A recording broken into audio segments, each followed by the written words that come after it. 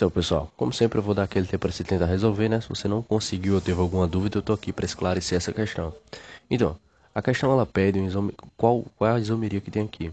De cara a gente pode eliminar aqui a letra C, né? A isomeria de cadeia. Por quê? Porque a estrutura desse composto é exatamente igual ao do outro composto, certo? Então a gente não pode marcar a letra C.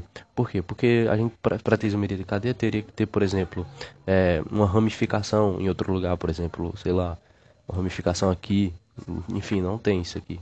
É tudo igual, certo? Só tem essa diferença aqui, ó, disso aqui para isso aqui. Mas isso quer dizer que um tá para trás e o outro tá para frente. E isso não muda, é a mesma coisa, certo? Então, certo, a mesma coisa aqui, não pode ser isomeria de cadeia.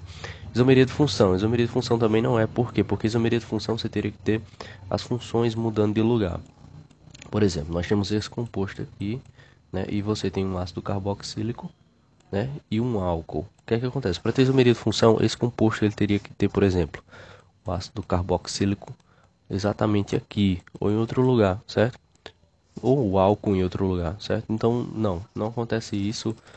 As coisas continuam exatamente onde estão. Por exemplo, o ácido carboxílico está aqui e o álcool está aqui, certo? Então, descartamos outra alternativa, que é a isomeria de função. Então, podemos aqui riscar a letra B. E isomeria geométrica. Bom, isomeria geométrica não pode ser porque tem que ter dupla ligação entre carbonos, por exemplo, assim, né? Ou uma cadeia fechada. Nós não temos isso. Então, certo, vamos aqui para a letra E. Isomeria de compensação.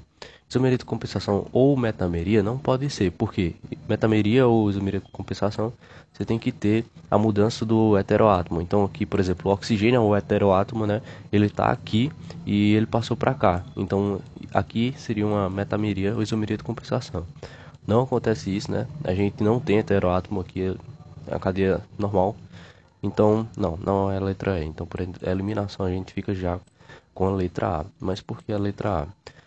A letra A diz que é isomeria óptica. Para ter isomeria óptica, nós temos que ter o seguinte composto. Nós temos que ter um carbono que ele seja quiral, ou seja, ele tem hibridação sp3, ou seja, faça 4 ligações simples e tenha seus ligantes diferentes. Por exemplo, essa hidroxila é diferente do carbono, esse hidrogênio é diferente do carbono, esse CH3 é diferente do carbono. Todo esse composto é diferente do carbono, certo? Então, esse carbono tem isomeria óptica.